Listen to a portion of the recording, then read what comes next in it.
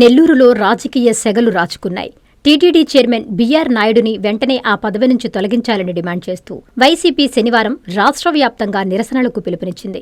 ఈ కార్యక్రమంలో Nellore rural YCP సమన్వయకర్త ఆనం విజయకుమార్ రెడ్డి ఆధ్వర్యంలో నిరసన కార్యక్రమం నిర్వహించారు.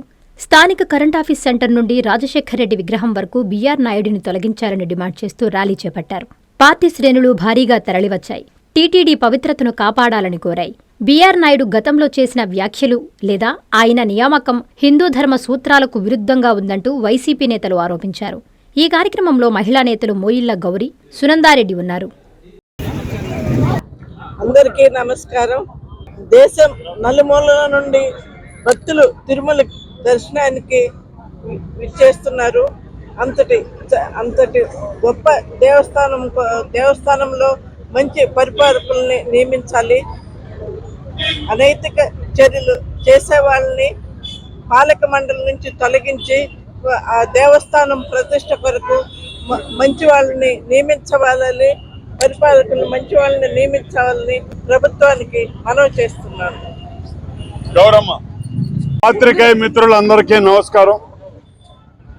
ఈరోజు తిరుమల తిరుపతి దేవస్థానం పాలక మండలి చైర్మన్ గా ఉన్నటువంటి శ్రీ బీఆర్ నాయుడు గారు వారి అనైతిక చర్యలు, అరాచకాలు, ఆ కొండ మీద భక్తుల పాలిట వాళ్ళు ప్రవర్తిస్తున్నటువంటి అరాచకపు పద్ధతులు, ఇవన్నీ కూడా ప్రజలందరూ కూడా ముక్త కంఠంతో ఖండిస్తూ వచ్చారు. ఆయన పదవి స్వీకరించిన రోజు నుంచి కూడా వరుస అపచారాలు తిరుమల కొండ మీద స్వామివారి సమక్షంలో జరుగుతూ ఉంటే బాధ్యత కలిగినటువంటి వైఎస్ఆర్ కాంగ్రెస్ పార్టీ కావచ్చు, హిందూ సంస్కరణల కార్యక్రమాలను ముందుకు తీసుకువెళ్ళేటటువంటి అక్కడ ఉన్నటువంటి హిందూవాదులు కావచ్చు, ప్రతి ఒక్కరు కూడా వాళ్ళు అక్కడ చేస్తున్నటువంటి దుర్మార్గాల్ని ప్రభుత్వ దృష్టికి తీసుకొస్తూ మీరు వాళ్ళని నియంత్రించండి అని అన్నప్పుడు రాష్ట్ర ముఖ్యమంత్రి శ్రీ నారా చంద్రబాబు నాయుడు గారు ఎవరు ఎన్ని అభియోగాలు చేసినా వాటిల్ని పట్టించుకోకుండా బీఆర్ నాయుడు గారికి కొమ్ము కాస్తూ రావటం జరిగింది. మరి ఈరోజు జరిగిన అరాచకాలు జరిగిన తరువాత వాళ్ళకి వ్యక్తిగత వ్యవహారాలతో సంబంధం ఉన్నటువంటి కొన్ని వీడియోలు ప్రజల మధ్యలోకి సోషల్ మీడియా ద్వారా రావటం జరిగింది. మరి ఆ దేవస్థానానికి దేశవ్యాప్తంగా లక్షల మంది భక్తులు వెంకటేశ్వర స్వామి దర్శనం కోసం ఆ దేవస్థానానికి వచ్చేటప్పుడు అనైతిక భావాలతో, అనైతిక కార్యక్రమాలతో ఉన్నటువంటి సంబంధాలు పెట్టుకున్నటువంటి వాళ్ళు ఆ పాలక మండలి చైర్మన్ గా ఉండటం అనేది ఎంతవరకు సమంజసం? అది ఎంతో చెడ్డ పేరు తీసుకొస్తుంది ప్రభుత్వానికి కూడా అని అందరూ కూడా పార్టీల రహితంగా ప్రభుత్వానికి విన్నవించారు.